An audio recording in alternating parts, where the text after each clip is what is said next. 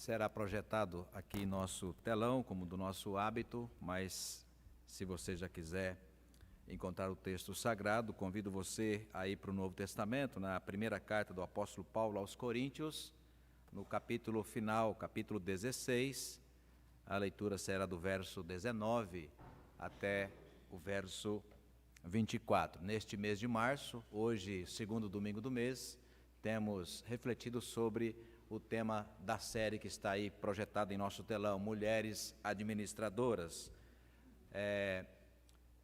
Se você, por alguma razão, não pôde estar conosco no domingo passado, a mensagem, na verdade todo o culto, mas se você, por alguma razão, estiver dirigindo e quiser apenas ouvir a mensagem, já está lá também. Você entra no YouTube da igreja, na seção vídeos, e você vai encontrar lá não apenas esta mensagem, aliás, a mensagem da semana passada, mas muitas outras, inclusive do ano passado também. Neste segundo domingo, nós vamos continuar o tema Mulheres Administradoras, a partir, deixa eu ver aí, pode passar aí, a partir deste texto e também do título que está posto aí em nosso telão. Casa de Família, do toque feminino à harmonia espiritual. 1 de Coríntios, capítulo 16, leitura do verso 19 até o 24. Você encontrou? Amém? Diz assim a palavra do Senhor: As igrejas da Ásia vos saúdam. No Senhor vos saúdam muito, Áquila e Priscila, e bem assim a igreja que está na casa deles. Todos os irmãos vos saúdam. Saudai-vos uns aos outros com ósculo santo. A saudação escrevo-a eu, Paulo, de próprio punho. Se alguém não ama o seu irmão, seja anátema. Maranata. A graça do Senhor Jesus seja convosco. O meu amor seja com todos vós em Cristo Jesus. A casa de família, do toque feminino à harmonia espiritual. Pode passar o próximo slide, e o que está em destaque em vermelho, e a gente sabe muito bem o que significa. Casa de família? Ou o próximo, ou uma exclamação? Sim, casa de família. Casa de família. Próximo. Que lugar a esposa ocupa na vida do esposo? A gente hoje pela manhã, os homens, presbítero Milton, fizemos o café da manhã e uma vez por ano a gente faz uma gentileza.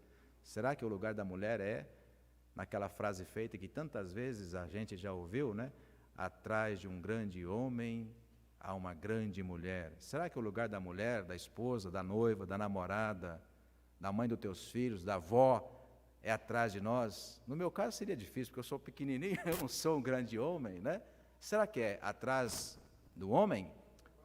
Oi? Passa.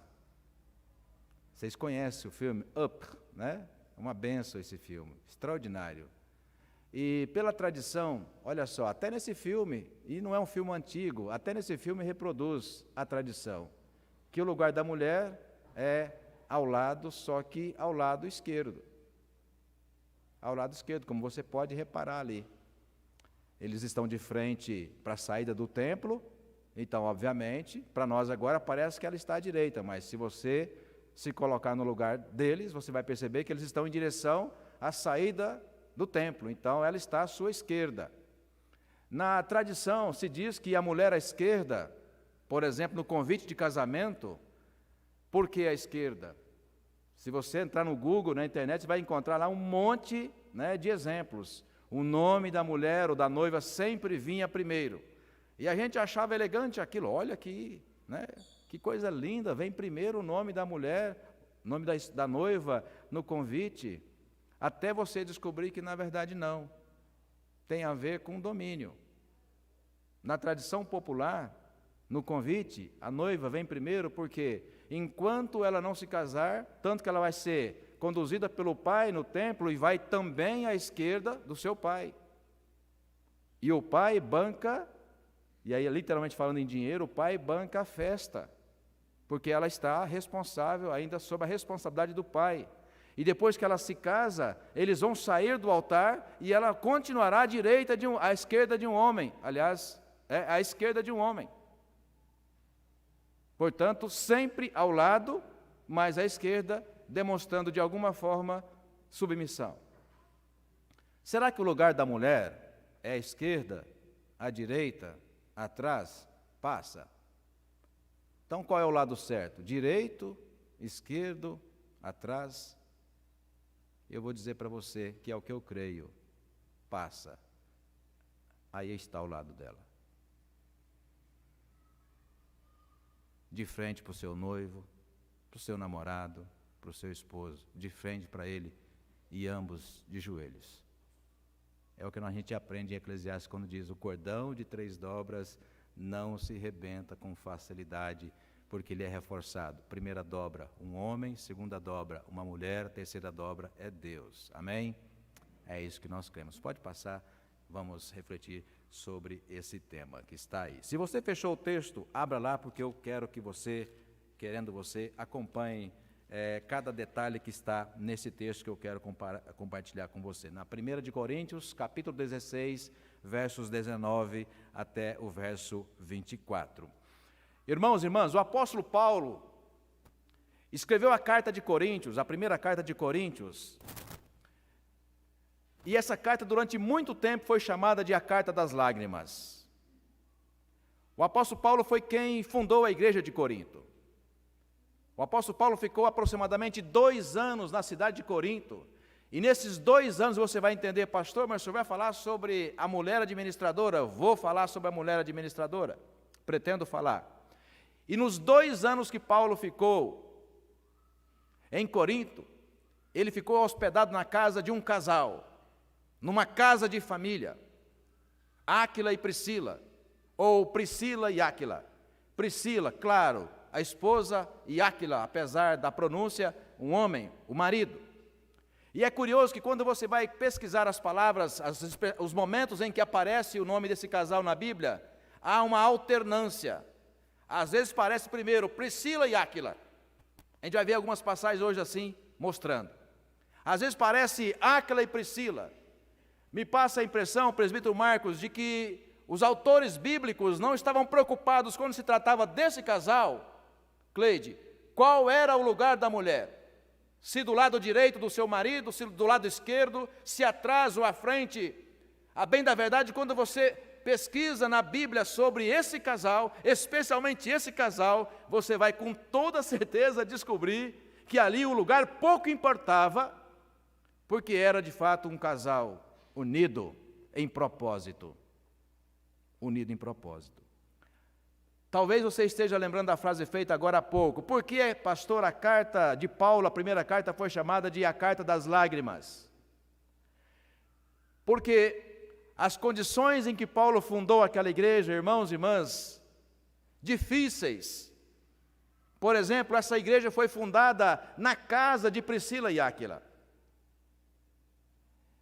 E quando Paulo escreve esta primeira carta, algum tempo depois, ele escreve de Éfeso, hoje a Turquia, também na casa de Áquila e Priscila. Mas, pastor, eles não moravam em Corinto?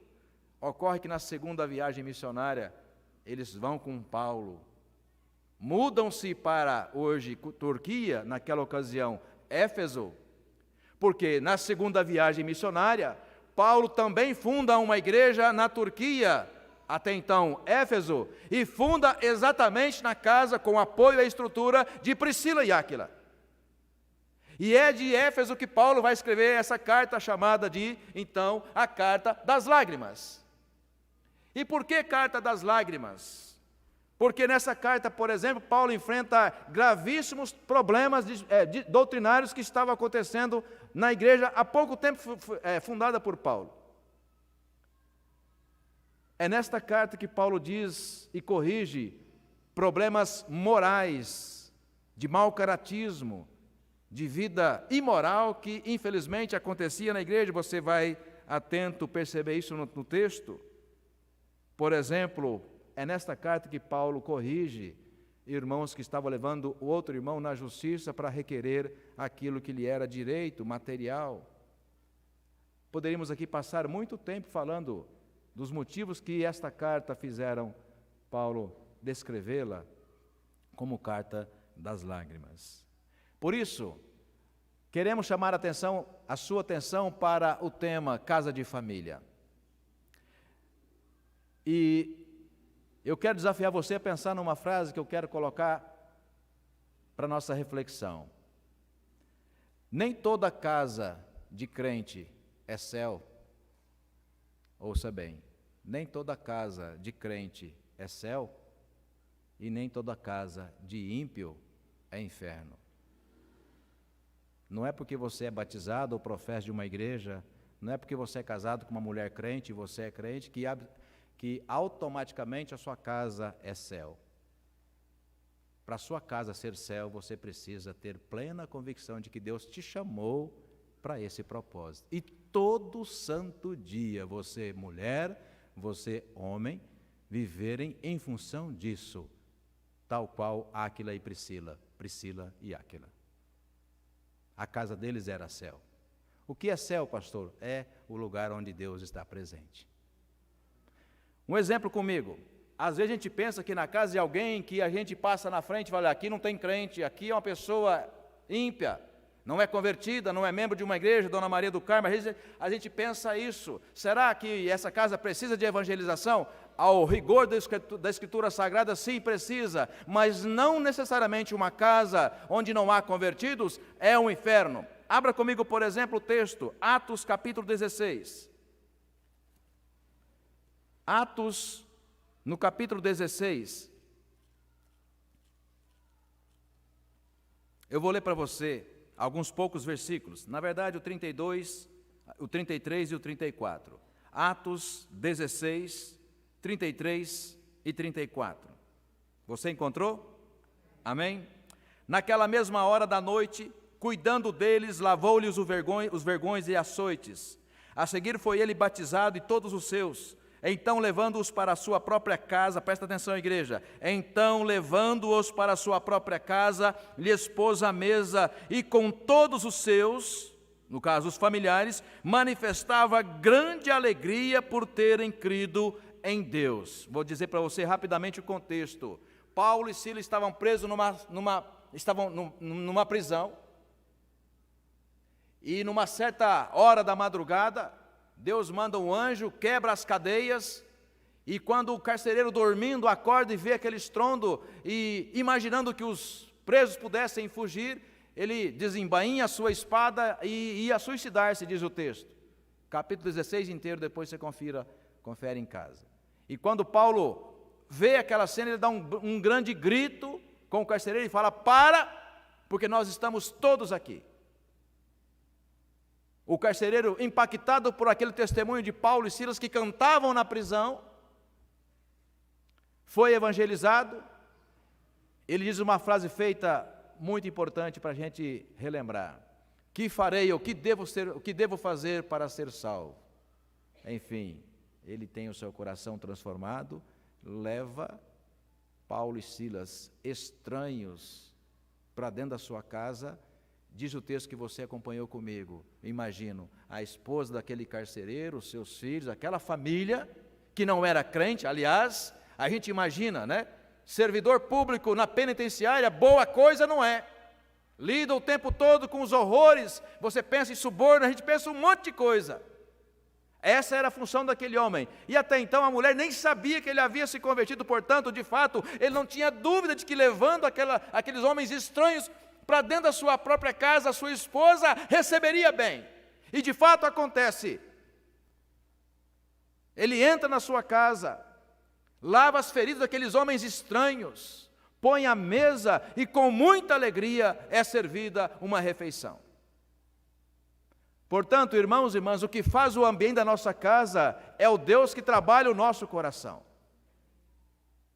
Não é a nossa língua que eventualmente uma vez por semana, sobretudo no culto, a gente adora a Deus e em casa adora, sabe lá o quê? Percebe a diferença? Quer comparar uma casa de crente, já que supostamente esta não era uma casa de crente? Vamos observar na Bíblia uma casa de crente? Abra comigo o texto. 1 de Timóteo.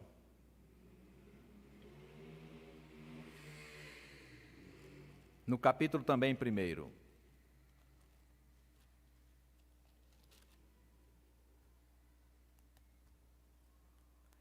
1 de Timóteo, no capítulo também 1, versos 19 e 20. Você encontrou?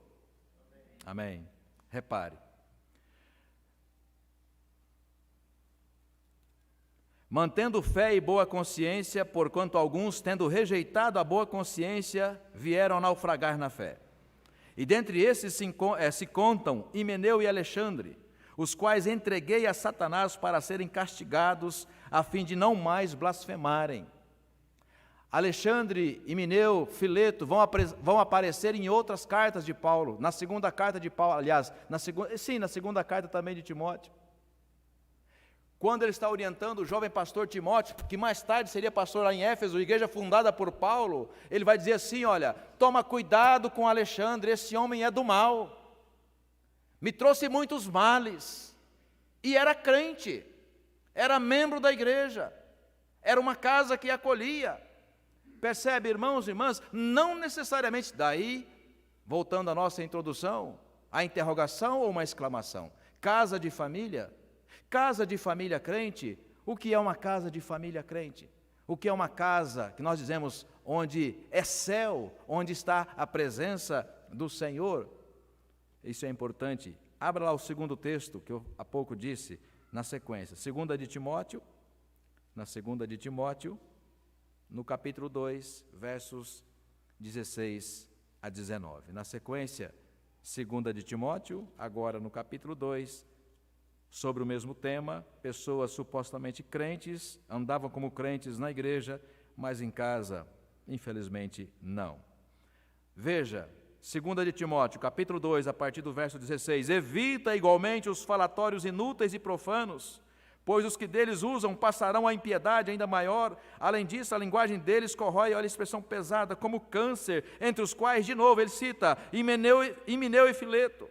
Estes se desviaram da verdade, asseverando que a ressurreição já se realizou e estão pervertendo a fé a alguns. Entretanto, o firme fundamento de Deus permanece, tendo este selo. O Senhor, olha só, o Senhor conhece os que lhe pertencem, e mais, aparte-se da injustiça todo aquele que professa o nome do Senhor.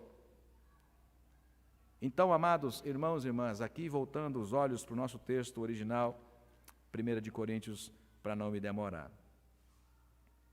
Por que a casa de Áquila e Priscila e Áquila, era diferente? Qual o papel daquela mulher no seu lar, no seu casamento, que eu estou chamando de toque feminino? A sensibilidade, a pureza, a voz muitas vezes branda para contrastar com a voz de um troglodita, às vezes de um homem forte. Deus faz tudo certo. Imagina, na falta de um, você é completado no outro. Qual o diferencial que nós podemos encontrar neste casal? Então, no primeiro momento, toque e sensibilidade feminina a serviço de um amor, irmãos, irmãs, incondicional. Um amor incondicional. Mais uma vez, um outro texto, para você entender o que eu estou chamando de harmonia. Abra o texto de Atos 18. Atos, no capítulo 18. Atos, capítulo 18, versos 26 e 27. Veja que coisa linda, uma mulher crente a serviço do reino de Deus, e muito diferente de outros crentes citados por Paulo, Himeneu, Fileto e Alexandre. Veja o que faz uma mulher crente. Atos 18, você encontrou? Amém? Versos 26 e 27. Ele, pois, começou a falar ousadamente na sinagoga. Está falando de Apolo. Ouvindo, porém, Priscila e Áquila. Veja que agora aparece primeiro o nome da mulher. Priscila e Áquila. Tomaram-no consigo e com mais exatidão lhe expuseram o caminho de Deus. Para um pouquinho aí. Na tradução da linguagem de hoje, na Bíblia, segundo a linguagem de hoje, diz assim: quando Priscila e Áquila ouviram a mensagem de apóstolo, um novo convertido, de pouco tempo convertido, ele estava pregando sobre Cristo na sinagoga. Eles percebem, Rose, que a mensagem daquele jovem convertido, daquele então novo convertido, tinha uma certa imprecisão acerca da mensagem de Jesus. E como diz toda a tradição e também a Escritura Sagrada. Percebeu algo errado, irmão? Você percebeu algo errado? Na sua esposa, no seu esposo, no seu filho, em alguém da igreja, um funcionário seu, o seu patrão, percebeu algo errado? Com amor incondicional, encontre uma oportunidade sem expor a pessoa, chame de lado. A tradução na linguagem de hoje diz o seguinte: olha, quando eles ouviram, esperaram a oportunidade, chamaram a Apolo, levaram para a casa deles, veja, casa de família, levaram para a casa dele, passaram um tempo com eles, tipo, olha, abençoaram a vida daquele homem, dizendo, olha, avança mais um pouco acerca de Jesus. E exatamente como Jesus disse, a forma de se corrigir alguém que você ama. Em particular, vamos na minha casa, sem que ninguém perceba, Deus quer que eu abençoe a sua vida. Eu pergunto para você, Himeneu, Fileto, Alexandre fizeram isso? Não. Bastava o Paulo virar as costas, eles difamavam o apóstolo Paulo nas igrejas, pensando diferente, corroendo, como Paulo fala, como câncer. Essa não é a atitude de crente fazer, mas às vezes nós estamos a serviço disso. Percebe? Dentro da nossa casa, muitas vezes acontecendo exatamente esse ambiente. Então não é céu ali quando nós não estamos a serviço de Deus. Não é céu. Porque céu na nossa casa, no nosso casamento, na nossa família, o é, quando nós de fato temos plena consciência de que estamos a serviço de Deus. E quando estamos a serviço de Deus, nós fazemos o papel do Senhor. Continue em Atos, volte um pouco mais, lá no capítulo 18, só que agora no começo do texto. Há pouco disse que a igreja de Corinto nasce na casa desse casal abençoado, Priscila e Áquila, Áquila e Priscila, e você vai conferir agora. 1 de Coríntios, aliás, Atos 18, versos 1 ao 4. Depois disto, deixando Paulo Atenas, partiu para Corinto. Lá encontrou certo judeu chamado Áquila, natural do Ponto, recentemente chegado da Itália, com Priscila, sua mulher. Em vista de ter Cláudio decretado que todos os judeus se retirassem de Roma, Paulo aproximou-se deles. E posto que eram do mesmo ofício, passou a morar com eles e ali trabalhava, pois a profissão deles era a mesma, fazer tendas. Presta atenção no verso 4. E todos os sábados discorria na sinagoga, persuadindo tanto judeus quanto gregos. Muitos comentaristas dizem a mesma informação. Paulo vai passar 2 anos na casa desse casal. E é esse tempo que ele terá para fundar a igreja em Corinto. Há também quem diga que Priscila era melhor do que seu esposo, Áquila, administrador da empresa de tendas, administradora. Por isso, tantas vezes aparece primeiro o nome dela, em outro momento o nome dele, não importava. Porque eles faziam, irmãos e irmãs, casados, eles faziam tudo em comum. Quando tinha uma dúvida, o casal se reunia e orava junto. Não é importante o lugar, esposa, esposo, que você ocupa quando se trata de casal. A Bíblia diz que nós somos uma só carne. Juntos, ajoelhados, em oração, nós resolvemos tudo. E é assim. É assim que nós cremos, é assim que nós aprendemos esse casal. Uma família de fato abençoada, toque feminino. Eu tenho toda a certeza que quem percebeu aquela barberagem na exposição da pregação foi, de fato, com certeza foi Priscila. E cochichou com seu marido, olha, esse homem precisa ser ajudado, vamos ajudá-lo, vamos levar para a nossa casa. E ele concorda, chama-o, a expressão que diz ele, chamando-o consigo, chamaram à parte, num momento discreto, vamos lá em casa, a gente vai oferecer um café para você, topa, foi. No verso 26, aliás 27 que a gente não leu, em seguida, Atos 18, 27, em seguida, eles mesmos fizeram uma carta, Carlos, encaminhando Apolo para que fosse em outros lugares pregar a mensagem. Percebe? Toque feminino, harmonia espiritual, por isso aquela casa pôde abençoar a vida de Paulo por tanto tempo e depois a vida de todos os irmãos e irmãs que fizeram a igreja nascer na casa deles. Vocês estão se lembrando de alguém? A dona, que foi citada hoje pela manhã, a dona essa aí. Dona Iracilda. Um segundo momento, a harmonia fez daquela casa uma igreja. Abra comigo o texto de Colossenses capítulo 3. Colossenses, também carta paulina, no capítulo 3, eu vou ler para você apenas o verso 17. A harmonia daquele casal, daquela casa, fez com que na casa deles nascessem duas igrejas, primeiro em Corinto e depois a mesma casa, o mesmo modelo, a mesma forma de resolver os problemas juntos. Lá na Turquia ou lá em Éfeso nascerá a segunda igreja. Colossenses capítulo 3, verso 17, diz assim: e tudo o que fizerdes, seja em palavra, seja em ação, fazei-o em nome do Senhor Jesus, dando por ele graças a Deus Pai. Você pode achar às vezes que é um versículo despretensioso. Irmãos, talvez um dos versículos mais importantes de todo o Novo Testamento. Já falei aqui dele algumas vezes e agora é hora de repetir, porque nós queremos falar de harmonia e de uma casa abençoada. Então Paulo diz para nós aqui com todas as letras nesse versículo: olha, tudo que você for fazer, você precisa fazer em nome de Jesus. A palavra em grego tudo é panta, não sobra nada, tudo é tudo. Como no mito de Pandora. A caixa de Pandora, quando ela abre a caixa e todas as maldades saem daquela caixa, e por isso o mundo é o que é. Então Pandora é todos os males do mundo.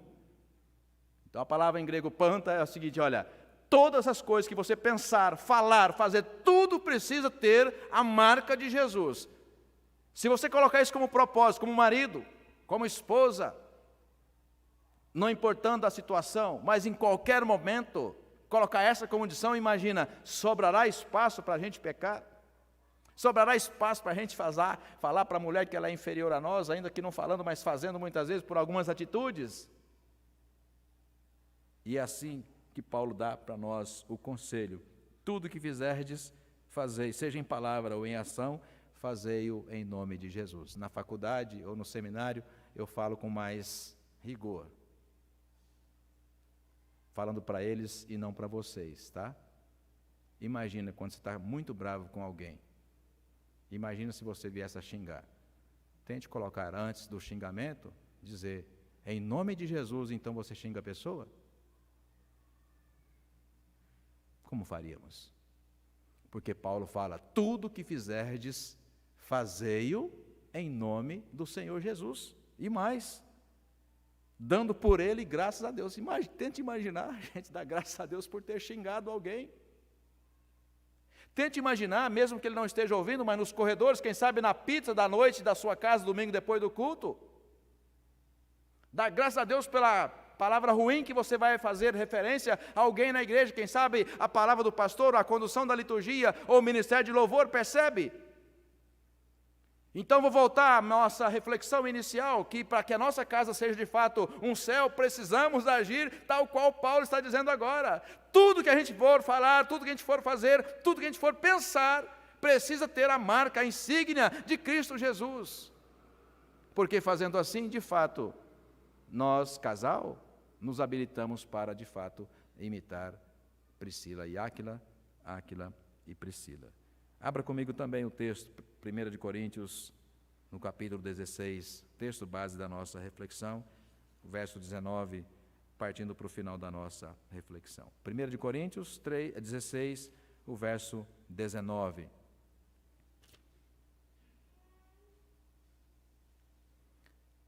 Então, no verso 19, Paulo diz, 1 de Coríntios 16, 19, as igrejas da Ásia vos saúdam.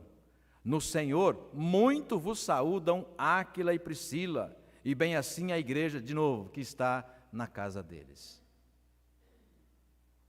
Por muitas vezes, em quase todas as cartas paulinas, lá no final, na saudação final, Paulo vai fazer referência a esse casal. Deus usou, Bina, esse casal, Áquila e Priscila, Priscila e Áquila, para abençoar a vida de Paulo. 2 anos em Corinto, ouça bem, igreja, 2 anos em Corinto, nasce uma igreja na casa desse casal.